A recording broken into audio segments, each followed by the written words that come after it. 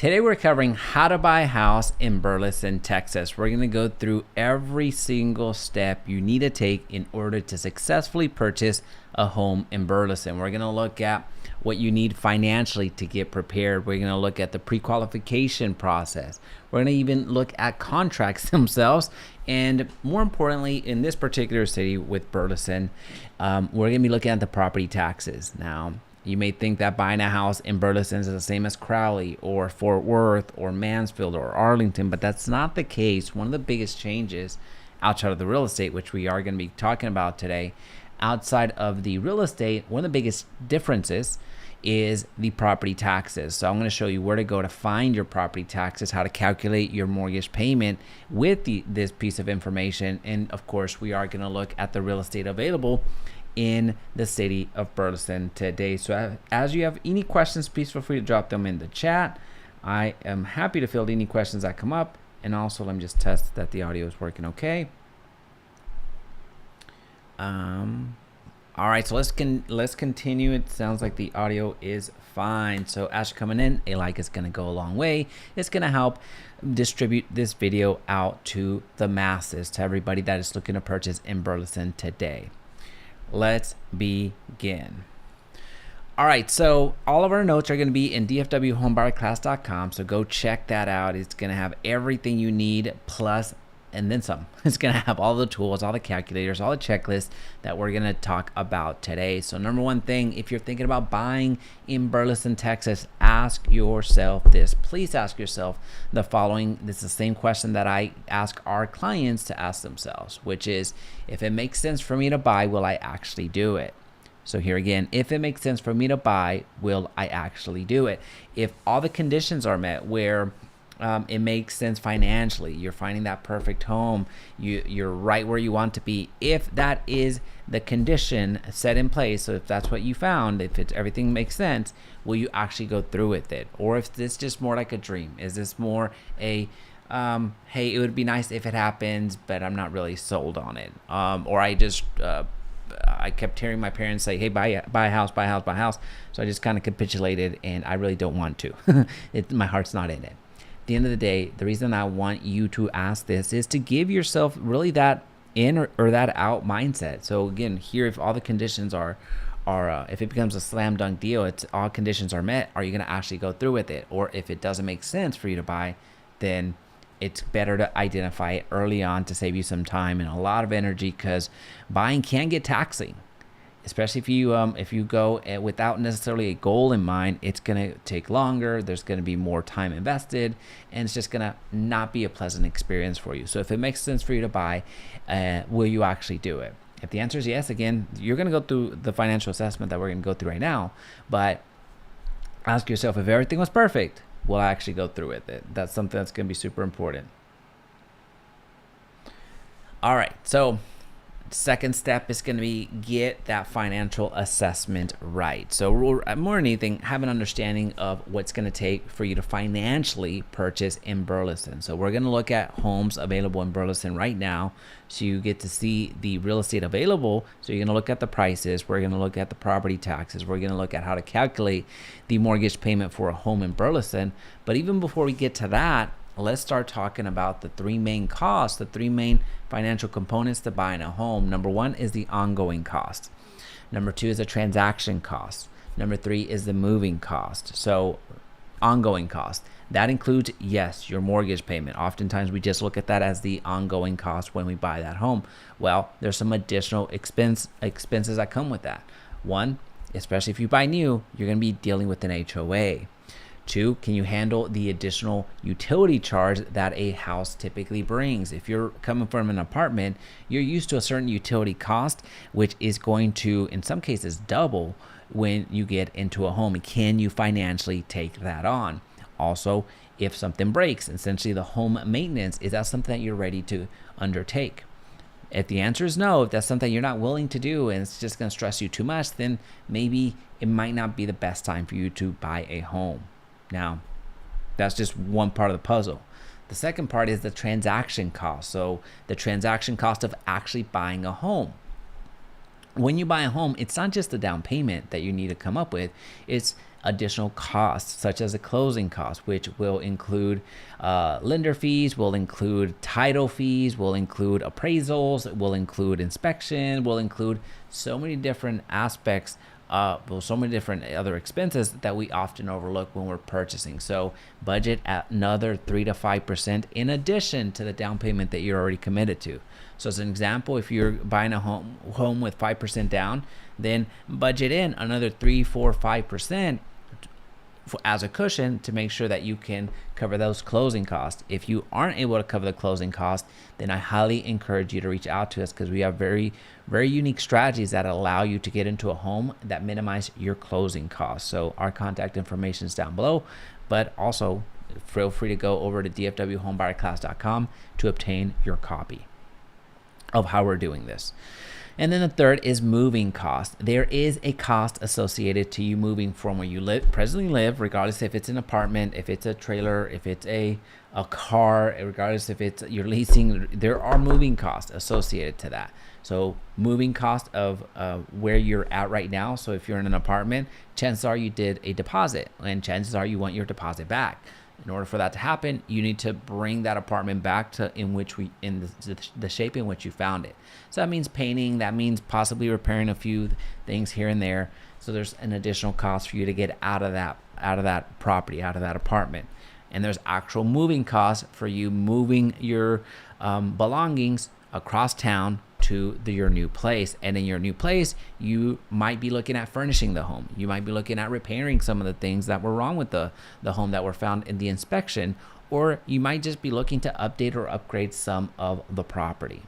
So there's cost associated to moving, and that can vary into a couple $100s into several thousands of dollars. It's just going to depend on who you use for moving, and also how much it's going to cost you to furnish a place. So I'll give you an example. Whenever I bought my first home, I was moving from Denton to Carrollton, and I was moving for the first time into a house. I was coming from an apartment, so I had all college everything, college sofa, college bedstand, college bed, and all that fun stuff. Well, I ended up moving into a pretty phenomenal home, and I spent about $52,000 in furniture, just furniture alone, because I was moving into a 4,500 square foot property.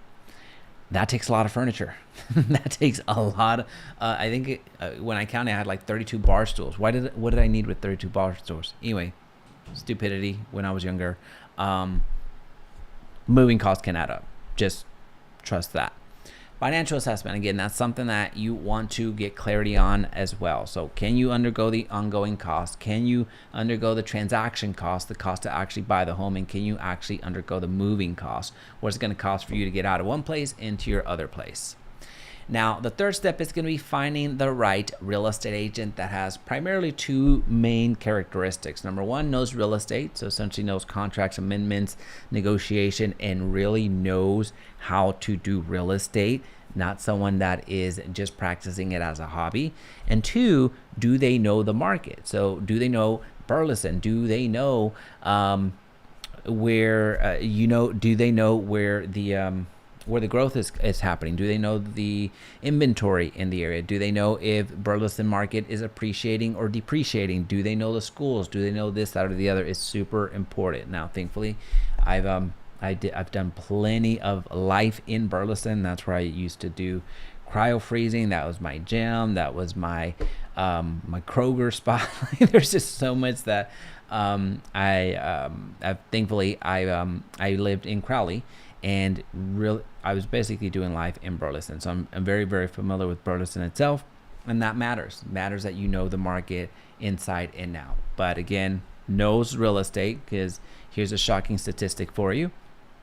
Half of the real estate agents do 1 or 0 transactions per year. That's right. Last year, half of the real estate agents did either 1 or no transactions last year. And that is astounding. So you need to be working with somebody that knows real estate, that knows transactions, that knows how to get transactions done. And of course, knows the market, as we were alluding to earlier. Now, one quick tip that I want to give you as you're interviewing agents is ask them for their value proposition. What can they actually bring to your transaction? What can they actually bring of value to you? And that's something that as you're interviewing agents, this is a really key question that a lot of agents that are actually prepared are ready to answer, and agents that are just winging it are going to have no idea what to say. That's a really good question I've found to ask agents as you're interviewing them. Now, step number 4 is you're going to get pre-qualified. Now, again, we're trying to buy a house in Burleson. So the process of pre-qualification is going to be relatively the same as if you were looking at a home in Crowley, with just some slight nuances, which primarily is going to be the property taxes, which we're going to cover here shortly. So why do we want to get pre-qualified? Well, chances are you're going to be using a loan to purchase a home in Burleson.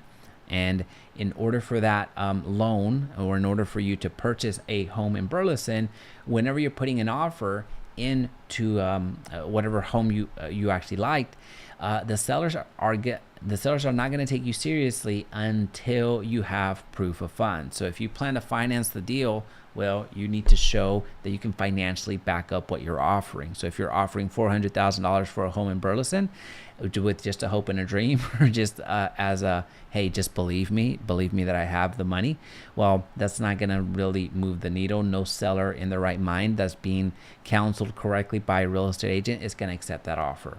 They need to have some assurance that you're going to be able to finance the deal or close the deal. Now, another reason that we get pre-qualified up front is because it gives us a realistic budget to work from.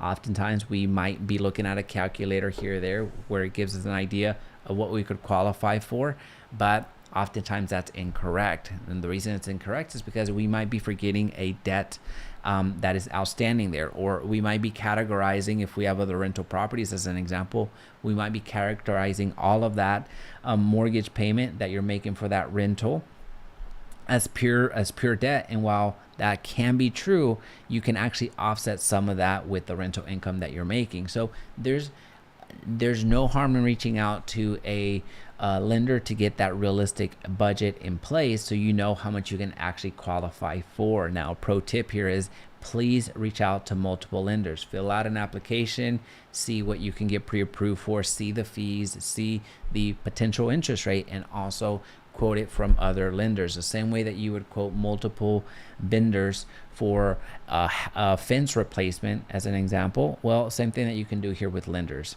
And here's the beauty, because one of the pushbacks that I get quite a bit whenever I make this suggestion to potential home buyers is that, hey, I don't want my credit score to go down 100 points, or however many points people think it's going to go down by a single credit inquiry. Well, the beauty of when you're buying a property or when you're getting a mortgage, that once you submit that first credit application, it does that credit pull, then you get a grace period for several weeks where you can have multiple credit inquiries to where it doesn't impact your credit score. That's huge. So again, get pre-qualified and start getting quotes from multiple lenders. It's going to help you get the better deal at the end of the day. Now, when it comes down to the home search and the strategy to deploy that, keep it simple, but keep it focused. So here's what that means. There's going to be 2 lists primarily that you're going to be creating and looking at. Number 1 is going to be your needs list, things that absolutely need to be in that property that you're looking for. As an example, it needs to be within a certain ISD, right? So unless they do rezoning, that's not going to really change with that property. So if ISD is the number 1 thing for you, like it is for many families, then make that one of your needs list. If it needs to be single story, then you can immediately knock out a 2-story home. If it needs to have a pool, then you get the drift, right? So having a list of needs is super important. No more than 5 items on this needs list. You're not flexible here. These 5 things need to be present on that home. Get clarity up front. Now, in addition to that, create another list, a list of wants list. This one you're a little bit more flexible with. This one you would like to have, but it's not a must. You would like to have an open concept kitchen, but in reality, you're not for nor against. It's just something that you wish was there, but doesn't necessarily have to be the case. You wish that you were on you would want the property that you're buying to be on 1/3 of an acre, but you can live with 1/4 of an acre. It's those types of concessions or flexibility that you're looking for with your other list. Now, a pro tip here is, as you're looking for your home, as you're looking for your area, is to go and do life in your future neighborhood. So as an example, if you have lived and worked in Fort Worth all of your life and are now considering buying in Burleson, well, after work, go ahead and shoot on down to Burleson, right? Because it's the same commute that you were going to make, except now you're not going to make it to another, stay in Fort Worth. Now you're going to test out what I-35 South is all about when you're leaving town. I've driven that quite a bit. So really, you're either going to go down, what's it? Is it Rendon? Crowley? Is it? Oh, I already forgot the street. But anyway, do life in your future neighborhood. In the weekends, go down to Burleson and see what that feels like. Go and check out the farmers market. Go and check out what life and recreation is available for you in Burleson. So again, go and do life in the area, the neighborhood that you're considering, because it's going to say a lot.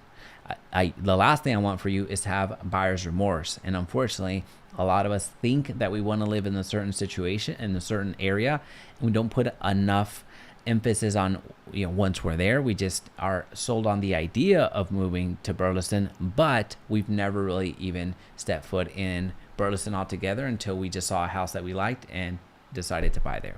All right, so just have that clarity up front. It's going to really help you out in your home search. So with that being said, let's see what Burleson real estate is all about right now. And then we're going to go into writing an offer to give you an idea of what you can expect to see whenever you're writing an offer, or whenever you're presenting an offer to a potential Burleson homeowner. Right now, there's about 300 properties. This is properties across the board, so it's actually not all residential, averaging $400,000. So what we're going to do is we're going to replace all of these right here, and we're going to only look at single family residences. All right, so let me remove myself. Now, to give you an idea of where Burleson is, because some of us might still be on the fence of where the heck is Jaime even talking about, Burleson, in my opinion, is the second furthest south. This is the second city furthest south that I consider DFW, the DFW Metroplex. I consider Cleburne at this point part of the DFW Metroplex, because it's just, the growth continues to go down here and it's going to get absorbed. So basically, Cleburne is the Denton of the South, without necessarily the art scene. No offense, no disrespect to Cleburne, but it's the truth. So again, this is where you have Burleson right here. And what I want to show you is the type of real estate that you can look for and expect in Burleson. So you're going to go, you have 219 properties available for sale right now in Burleson. And what I'm going to show you is the least expensive homes right now are in the low $200,000. So if you have a pre-approval with up to $300,000, you can have, in my opinion, plenty of options down in Burleson if you need to be close to the DFW Metroplex. This is one of the best places, either as an investor, I'm putting a lot of investors in Burleson and Crowley right now, or if you're looking as a primary homeowner, there's also a ton of opportunity there. So what we're gonna do is we're gonna just, again, we're gonna keep this pretty simple. So keep in mind, there's about 220 homes available for sale in Burleson right now. And what we're going to do is we're going to put a filter to show you where these properties are. So I put the max price of $300,000. So you see the type of property available for sale right now and where it happens to be in the city of Burleson. So you can see basically wherever you want to be. If you want to be in the north side of Burleson, if you want to be in between the Y, closer to the golf course right here, you can get pretty darn close. And then show you towards the higher end. Now you start seeing some really big houses in the $300,000 mark. So there's plenty of opportunity for you if you are looking for Burleson, if you're looking for that 2,000, give or take 2,000 square foot property for your family needs. But let's continue. I want to show you what $300,000 to $500,000 is going to bring you, and that's where most of your opportunity is going to come from. So if you're pre-approved up to even 400, we'll go even 400. You're going to see so many homes available for sale right there. So this is 30% of the properties available for sale right now in the city of Burleson happen to be between $300,000 and $400,000. So if you are pre-approved up to $400,000, you have plenty of inventory to look through. Now, something that you're going to start noticing, especially in this market as we're recording, is this reduced sign right here, or this reduced caption. So many properties are being reduced right now. So if you're thinking about buying a home or have been sidelined thinking, hey, the interest rates must come down, well, at some point they may. But here's the reality. Homeowners, even brand new builds right here at 350. So if you're thinking about buying a home, check these out. I've been putting a lot of investors even in new build communities, where it makes sense. This was actually part of my real estate investment strategy for the longest time, where I buy new builds and rent them out. I forgot where I was going. Yeah, so if you're a buyer, seeing all these reduced prices doesn't necessarily mean that you have to wait for the interest rates to come down. You can actually get into a home, a very high quality, look at that home, a very high quality home for under what's being asked. So what offers used to be offensive or lowball, or what some people would consider lowball offers back in the day are sounding more and more reasonable these days. So if you're thinking about, again, buying, it would be worth a conversation, in my opinion. So I'm going to show you the rest of the properties. There's about half of the properties available for sale right now in the city of Burleson are above $400,000. But as you can see, we're talking about a ton of inventory even under the $500,000 banner. Such cool homes.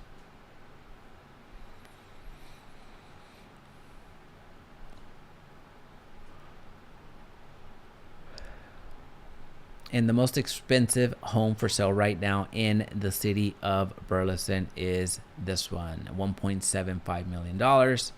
Let's check it out just for fun, see where it's at.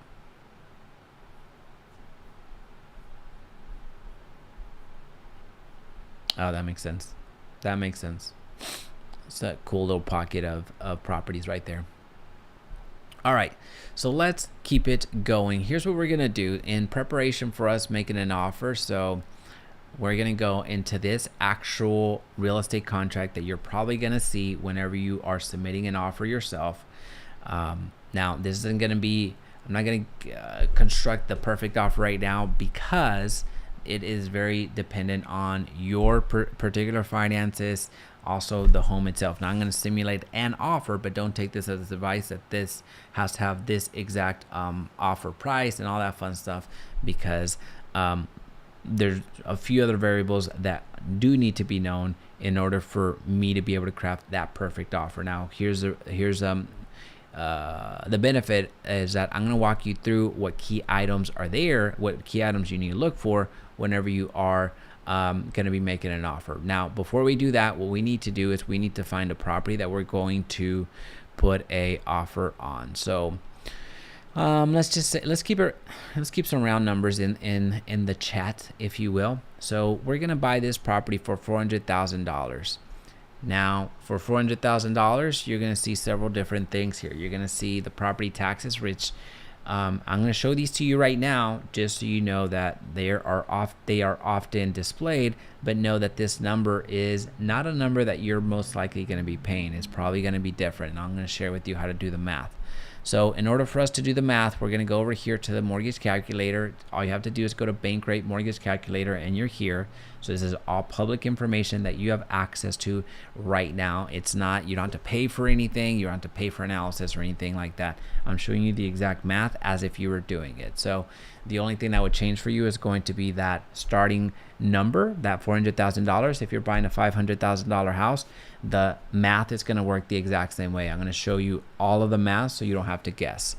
But for our purposes today, we're going to buy this house on Madison, and we're going to go ahead and offer that $400,000 price.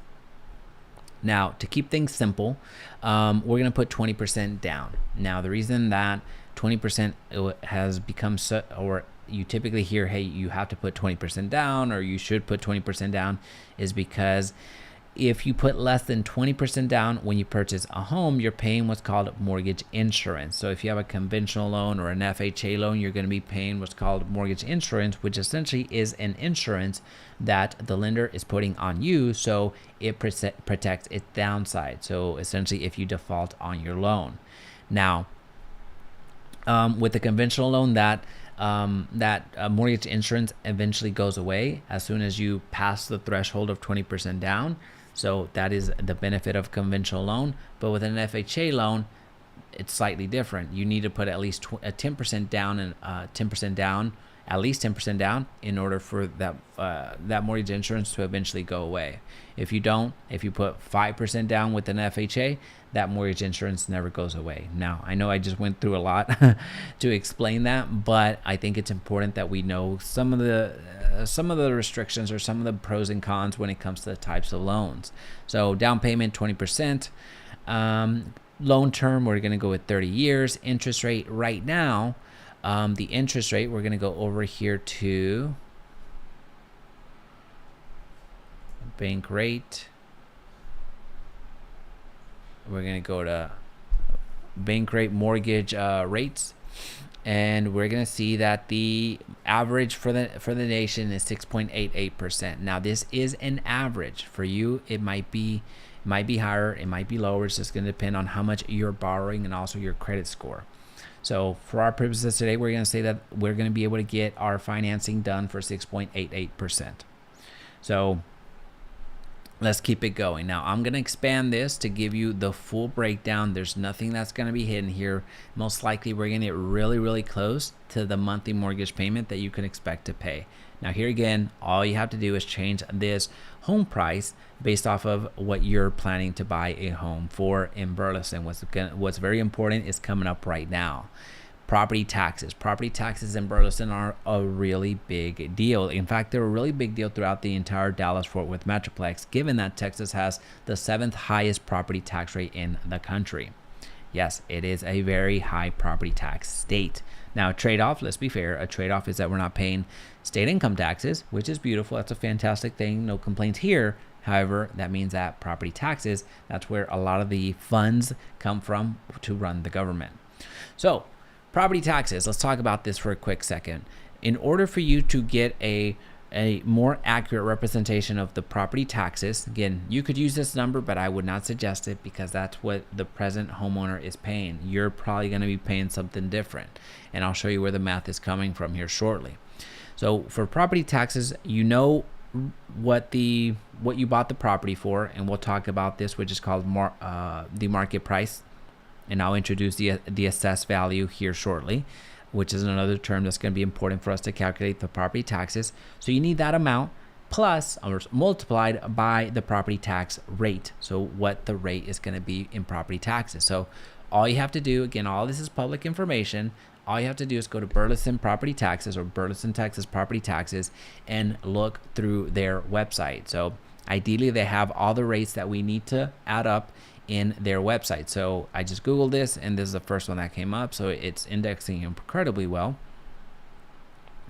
And we're going to look at several different things. Now here's where I would get confused, and historically, truth be told, this is where I got confused for the longest time. Even when I got into real estate myself, I'm a little bit ashamed to admit it, but it's true. With property taxes, don't let this intimidate you. You see the city of Burleson here, you see the Johnson County thing, you see Tarrant County here. Don't let this intimidate you, because you may be trying to get a right number or a number, but you get all confused and then get frustrated and then just kind of allow whatever lender is going to do an estimate. You're just going to go based off of their number. Now, it's okay to rely on their estimates, but often realize, especially starting out, going back to when you're getting quoted for multiple loans, oftentimes whenever you get quoted by a different lender, a lender's going to put a projection of what they think the property tax rates are. Here's a dirty little secret. Lenders, some of them don't know what the property tax rates are, and some of them, in order to court your business over, they're going to quote you a monthly mortgage payment that's actually a false one. Not because they're trying to lie to you, it's because they don't know how to calculate the property taxes a little bit more clearly. I'll give you an example. So Peter and Alyssa, we placed them into a property here recently, and before they purchased, they sent me the worksheet for this is a new build, by the way. They sent me the worksheet for the preferred lender, and they that was working with that particular builder, and they sent me the worksheet for an outside lender. Well, comparing them apples to apples, they couldn't understand why the outside lender was quoting them, let's say, I forget the exact numbers, let's say was quoting them that they were going to pay $2,400 for their mortgage payment. And the preferred lender that was working with the builder was quoting them that they were going to be paying $2,800. So that $400 discrepancy per month was shocking. And I agree, it was shocking. Unfortunately, let me phrase that. And the reason that I got involved was to explain and do the math, balance out what these worksheets actually said. And the biggest discrepancy was in the property taxes, because the external lender was way underestimating what the property taxes were actually going to be. So they were quoting something much less. And then over here on the preferred lender, that they were actually a lot closer to what the property taxes were going to be. So had we gone over here, we would have gotten a big surprise. Even if it was just for that first year, you might end up paying that lower amount, but you're going to get a big surprise come next year whenever you under escrowed your property taxes. So there you're actually paying not just the under escrow, but the additional bump up. I know it's a little bit technical. I know I went into too many rabbit holes there, but I just want to share with you the importance of getting property taxes right. So here's what we're going to do. When it comes to property taxes, we're going to look up to 5 numbers. We need to find up to 5 numbers. And in the Dallas-Fort Worth Metroplex, that's very common, having up to 5 numbers that we're going to add together. But there's 3 numbers that for sure, does not matter if you're buying in Burleson, Crowley, Mansfield, Louisville, Frisco, wherever. There's 3 numbers that you need to find 100% of the time. And that is the property tax rate. That is the city tax rate, the county tax rate, and the ISD tax rate. These 3 numbers for sure are going to be in every city across the Dallas-Fort Worth Metroplex. You need to find these and you need to add these up. That it forms a part of your property taxes. Now, 2 additional numbers that often come up are it's going to be your higher education tax. So think of community college, and your hospital network tax. Those 2 numbers oftentimes come up. So if you're in Tarrant County, as an example, you're going to be paying the JPS health network, basically John Peter Smith Hospital Network. So these 5 numbers are potentially going to show up whenever you're purchasing a home, especially in Burleson. You need to know these differences because some properties are going to be in Johnson County, some properties are going to be in Tarrant County. So let's look back for a quick second before I forget. This particular property that we are looking in Burleson, it's in Johnson County. So we're going to be using Johnson County numbers. So we're going to go back here, and we're going to see one of the numbers right out of the gate is the city of Burleson, which in my opinion is actually kind of high. So we're going to be using this, and we need to add an additional amount. We need to add the county tax rate. So since this house is in Johnson County, we're going to add this rate. Had our home been in Tarrant County, check out the difference. Please hang in here. Check out the difference had we gone with the Tarrant County home, right? You see it's 0.2% higher. And that might amount to a couple $100s here or there per year. But as it adds up, we're talking about several thousands of dollars over the life that you own that property. And that could be the difference between, especially if you're an investor, that could be the difference between you cash flowing something or coming out of pocket every single month. It can be that different. So you have the county tax rate. The third thing that we talked about was the school district. So here you have the school district depending on where you go. So this one always gets me because you could either be going to Burleson, you could be going to Joshua, you can go to Alvarado, just depending if you go further south into Burleson, or if you go further north into Burleson, then you're going to be going to Crowley. So shout out Crowley for their high school championship, but that's actually North Crowley, so that might not be. That's not this. But yeah, it counts. Crowley Independent School District, that is part of it anyway. All right, so what we're gonna do, well, let me back up for a quick second and show you. We talked about the hospital tax rate, and then we talked about the community college tax rate. That's 2 additional numbers that you're paying for if you're in Tarrant County. But since our home is not in that, we only need to look at this, and whatever school district this property happens to be. So this property happens to be in Burleson ISD. So for our property taxes, we're going to be doing this number plus this number. I'm sorry, this number plus this number plus this number. So that is, let me see if I can do this. 10325. So that's 2.28. We're going to say 2.28. So we're going to go with 0.028 in property taxes times $400,000. That means that our property taxes are this. That seems right. Wait, let me see. Did I do my math wrong? Oh yeah, I did my math wrong. So let me just stop playing hero ball. That's why you shouldn't be doing math in public. And I'll plug it into the calculator because it's actually 2.2 something. It's not 2.0. 325 plus 0.4 plus 1.2575. Yeah, it's 2.29. That makes a little bit more sense because that's actually pretty much in line with Mansfield, which is another market that I'm very familiar with because of my properties there. All right, so let's go back here. Let's do a little bit of modification. You're going to see the property tax rate change a little bit. So you see the difference there. So it's $9,160. So here's the thing. Check out what we were talking about earlier. You see what what they were paying in property taxes. Here's the reality of this particular situation. Either this home is being sold for radically under the value that it should be, and or they're radically overpaying in property taxes, which is something that as prices I don't want to say stall. Well, I'm sorry. I don't want to say go backwards, but in many markets, there has been a slight dip in property values. In some markets, it's been about 4%. In Burleson, it is around that price drop year over year. A lot of properties right now are overpaying in property taxes. So this particular homeowner is overpaying in property taxes because this number that I'm showing you right now, that's what they should be paying on the high end. Because I'm being conservative here. I'm being conservative with our mortgage rate here.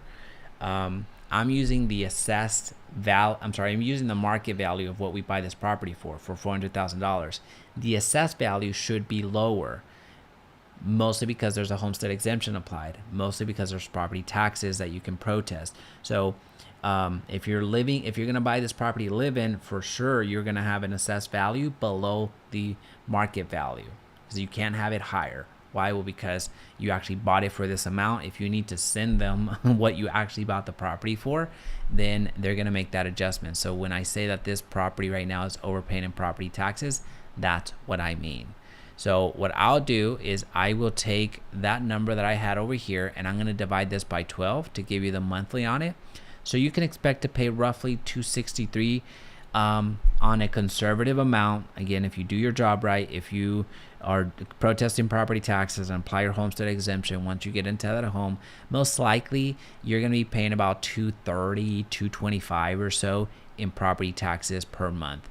But as you can see, there's a huge difference between this and what you're actually paying by $500, right? Yeah. 763. Anyway, I know I went through a long journey there, but property taxes are a real thing, and I want you to be super informed when it comes to property taxes.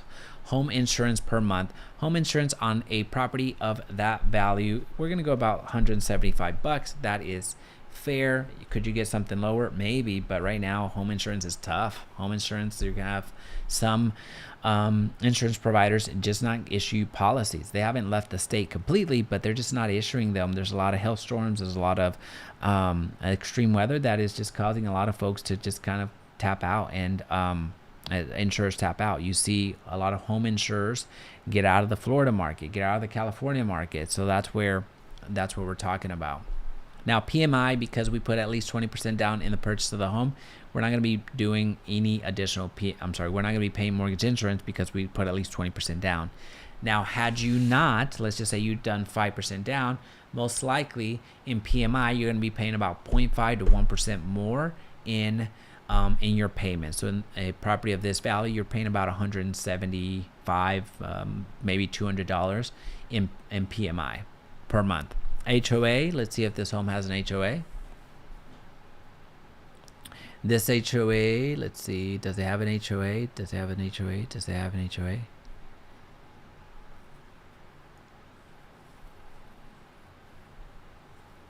None. Okay, so there's no HOA to calculate. So all we have to do now is this number, it's going to be changing. This number is going to change to, you're paying about $3,000 per month for this property. That's $400,000 in Burleson. That's what you can expect. So as you're looking for properties, this is something that is going to be super important, that you know how to quickly analyze to see what the property tax is going to bump your payment to. So right now, you know roughly any home that is available for sale right now, right around the same time that you're watching this recording, if the interest rate happens to be pretty much the same or close to, you can pretty much take this literally to the bank because it's going to be fairly spot on for a property of this value. All right, so now let's talk about making that offer, because I promised you that I was going to show you the contract and what it's going to most likely look like whenever you are purchasing a home. Now, again, your deal is going to be different. Now, our claim to fame is that we get offers pretty much accepted within 1.8 1.8 offers that we make in a highly competitive market. We get offers accepted. So what that means is that on average, it takes us less than 2 offers to get you into a home. So oftentimes we're not working with the highest budget known to man, and we're able to write very competitive offers so we can get your offer accepted, even if you have a little bit of budget constraints when it comes to the price that you're willing to you're able to offer, and also the closing costs that you're going to need some assistance with. So we write very competitive offers, if I do say so myself.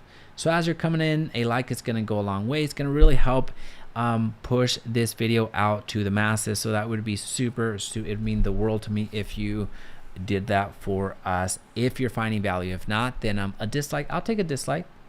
I'm okay with that. But only if you don't find value in this video. Let's continue. All right, so when you are seeing you're not gonna write the offer. Most likely, this form is gonna be sent to you by your real estate agent. So you do need to know what it says, because this is a legally binding document that you are going and expected to fulfill. So parties, very straightforward. Who the seller is, who the buyer is. Property, what property you're actually purchasing. Very straightforward. Now exclusions. Let's keep it simple. If the home, once you toured that home, anything that's attached to the wall is staying. Anything that's attached to the floor, to the ceiling, is staying, unless it's called out here in an exclusion. So as an example, for the most part, whenever you walk in, you see chandeliers all the time, or you see ceiling fans all the time. So you expect those to be there when you take possession of the home. If you see this if you see the exclusions in this contract, then that means that, as an example, you see that chandelier as an exclusion, don't expect to see that at closing. So they're calling out that exclusion. So again, general rule of thumb, if you see it in the property, it's staying because it's affixed to the wall. If it's not affixed to the wall or attached to the wall, ceiling, or floor, then don't expect it to stay. Sales price. So here's where you put the price that you're going to offer for this property. But what you're also doing is showcasing and sharing with the seller how you plan to finance this purchase. This says a lot about your offer. So you need to be very careful on how you present your information. Be accurate, but also be careful on how you present how you're going to purchase this home, because it's going to matter. So as an example, how much you plan to finance altogether, or how much you're going to be paying in cash. So you are disclosing that up front. It doesn't have to be exact, but it does have to be as accurate as possible. You're not going to say, hey, I'm going to finance only 5% of the property, when in reality it's the opposite. You're going to finance 95% of the property. That would not be a really good thing for you. Now, when it comes to leases, for the most part, you're not going to necessarily be dealing with this unless there's a tenant involved. So if you're buying this property with a tenant there, or if you're buying a property that has solar panels, oftentimes you're going to see some leases. But typically, whenever that happens, the seller of the property is buying out the panels, or something is being done, so you don't have to carry on that lease with the purchase of the property. But again, it's case by case, so don't take that as gospel. Earnest money and termination option. So earnest money, think of it as a good faith deposit that you're going to purchase this home.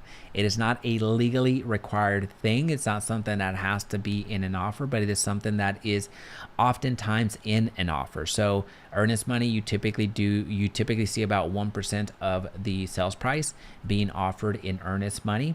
And if you go through and purchase a property, when you say you're going to purchase it, essentially, if you stay in this contract and purchase, that earnest money gets credited to you at closing. Now, if you get out of this contract in a compliant way, that earnest money also comes back to you. Now, if you don't get out of that contract in a compliant way, aka you break the contract, that earnest money is in jeopardy. Most likely, you've lost it. So whenever you execute this offer, make sure that you have the protections in place so this doesn't happen. So you can get out of this contract. You can get out of this contract in a compliant way. Now, termination option, termination fee. Here's what happens there. With a termination option or an option fee, you are paying a certain amount of money for a certain amount of days for the option to get out of that contract for any and all reasons. But basically, in that option period, you're putting in an inspector, having an inspection company come out and do an inspection on that property, so you see the condition of the home. And based off of that, you have the opportunity to either ask for some repairs or ask for some credits if the condition of the home is slightly different than what you thought it to be whenever you first went through the property. So what you're seeing right now is about $100 to $200 in option fee and about 7 days of option. Now, again, it does vary. All of these, think of this like a little recipe that you're creating. All of this does change just depending on what you're doing for the offer, how much you're asking, if you're going over asking or at list price or offering less than what they're asking for. Then there's ways to structure your offer so it gets accepted. So again, on average, we get offers accepted in 1.8 tries. So in a competitive market right now, we're just getting everything accepted, but which is good. But anyway, so just to give you an idea of writing that perfect offer and what that looks like. Title policy. So when it comes to title policy, essentially it is a insurance that protects you in the event there's some dispute about the title. If there's a dispute on if a cousin comes out of the woodwork and says, hey, this property that y'all bought should not have been sold to you because it was actually mine. My cousin sold it from underneath me, even though I had no right to it. So all these disputes, the title policy, the title insurance is essentially indemnifying you from that. Now here, just as everything in real estate, it is negotiable. So either the seller or the buyer pays it. But in normal markets, and especially in buyer's market, which is what we're heading into at this moment, it would be pretty customary for the seller to pick that up. But again, it does depend on the type of offer that you're writing. Survey is a piece of document that lets you know what you own, where the boundary lines are, where the property, if there's any easements or anything around the property. So this survey here is if you have a survey or if the seller has a survey that's going to be able to be passed on to you, then awesome, you're good to go. But if you have to get a survey done, it's about $600. But that here again is negotiable. If there's you could offer to pick it up, or essentially offer to get that expense, or ask the seller to cover it. Now, if it's an HOA, you're going to disclose that and also have a amendment or addendum attached to the to this particular offer. The seller's disclosure, that is required by the Texas Property Code, which a seller's disclosure is where the seller discloses as much as they know about the property, what it has, what it doesn't have, whether it's in working shape, whether it's not in working shape, how old the roof is, how old the HVAC is, and all that fun stuff. So this that's what the seller's disclosure is designed for, and you are entitled to it. So every single seller has to share with you a seller's disclosure. Now, some sellers are going to be way better than others in details that they provide, but it is part of the Texas Property Code that you are required to receive one. All right, so let's go here. Closing. Typically right now we're doing closings in about 25 days. Could you close sooner? Sure, you could close in 14 days if you wanted to, but at the end of the day, to keep your sanity and to not feel as stressed out in getting a contract done or getting the purchase done, we're writing offers in about 25 days. Could you do longer? Sure. I've had 2-month contracts because of that's what the seller needed, but there's various things that could affect the closing date or how much days you give yourself for closing. But for the most part, 25 days is reasonable. Now, possession, this is also something that can come into play whenever you're purchasing. You could get possession of the property as soon as you buy it, as soon as you actually fund the purchase, or you could offer what's called a seller leaseback, where you lease back the property to a seller to give them a little bit of time to move. And the rest of the provisions, the rest of the items are not going to be, they are important, but not important enough for us to spell these out in this particular breakdown. So let's continue. I want to share with you what to do while you're under contract. I break it down into 4 weeks just to keep it super simple. You have a full checklist in DFWHomebuyerClass.com. You can have the full checklist that our internal team uses. So just make sure that you take advantage of it. Within week number 1, the first week while we're under contract, is basically our option period, which we talked about earlier, where we do a general inspection and, if needed, specific inspection. So the general inspection will be an inspector that will go out to the property and take about 3 hours to do a full detail breakdown and seeing what works, what doesn't work, and what the condition of the property is. Now, if something is a little bit beyond their pay grade, something that requires a bit more of a look, such as an HVAC or the plumbing or electrical or foundation or roof, then you would look for more specific inspections. So this is typically what happens during the option period, where you're taking an assessment of what the condition of the home is. Now, if there are some concerns that come up from the inspections, then you have the opportunity to negotiate those items that come up. Doesn't mean that the seller is going to accept to do any of the repairs or give you credit for any of the things that come up, but you have the opportunity to do so during that option period. And remember, in that option period, you can get out of that contract for any and all reason. Now, the only thing that's going to cost you if you do get out of that contract, it is that $100 or $200 that you pay for the option fee. That's not refundable. That's something that it was a fee for a reason. It is a cost. It's not necessarily earnest. It's not a deposit of any kind. It's an expense that you have up front. And of course, you'd be out the inspection. So an inspection on a normal size property would run you about $500. And when I say normal size, I'm talking about 2,000 square feet. All right, so within that first week, again, you're doing the option period. You're going through some inspections and really making sure that this property is the one that you're going to move forward with. Now, assuming that that's the case, in week number 2, you're going to be doing a lot of heavy lifting. You're going to work very closely with the lender and the title company to facilitate all the information that they're asking for. So the lender, more specifically, is going to be asking for a ton of documents. It's going to be asking for bank statements. It's going to be asking for tax returns. It's going to be asking for proof of employment. It's going to ask for a lot of different things that you want to be on top of. In week number 2, that's a really good time for you to dig deep and provide as much information as possible, because you want this to go over, you want your loan to go over to underwriting as soon as possible, so you can get we'll talk about that on week 3. You want it to go as soon as possible. Now, something else that happens in week 2, for the most part, is going to be an appraisal. It's ordered.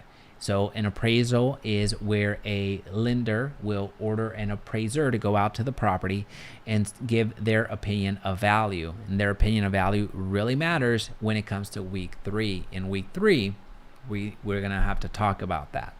So in week 3, if your loan has already been sent to underwriting, most likely they're going to send back what's called a condition.